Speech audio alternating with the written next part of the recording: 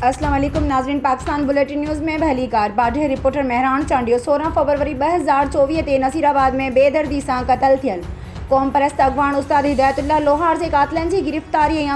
पुरअमन एहतजाज कंदड़ क़ौमी कारकुननि मथां कूड़ा केस दाख़िल करण ख़िलाफ़ ससी लोहार ऐं सोरठ लोहार जी ॾिनल एहतजाजी सॾ ते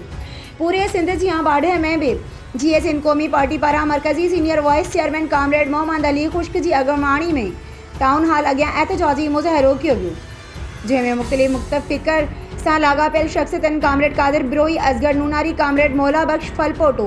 ज़ेब अली सारियो, फ़कीर ज़लाल सारियो ऐं ॿियनि वॾे अंग में शिरकत करे उस्ताद हिदायतुल्लाह लोहार जे कातिलनि जी गिरफ़्तारी जे लाइ ज़ोरदार नारेबाज़ी कई। उन मौक़े ते कामरेड मोहम्मद अली खुश्क मीडिया सां ॻाल्हाईंदे चयो त उस्ताद हिदायतुल्लाह लोहार खे 3 महीना अॻु विच में शहर में बेदर्दी सां क़त्ल कयो वियो, पर अफ़सोस जो अॼु ताईं कातिल गिरफ़्तार थी न सघिया आहिनि। बेहतर कातिलनि जी गिरफ़्तारी जे लाइ लाड़काणे में पुरअमन एहतजाज कंदड़ क़ौमी कारकुननि मथां कूड़ा केस दाख़िल करे खेनि हिसायो पियो वञे,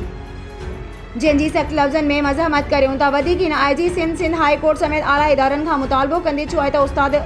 हिदायतुल्लाह लोहार जे कातिलनि खे गिरफ़्तार करे क़ौमी कारकुननि मथां दाख़िल कूड़ा केस ख़त्म करे सिंध जे शौर में फैलियल बेचैनी ख़त्म कई वञे। ॿी सूरत में एहतजाज जो दायरो वसी कयो वेंदो।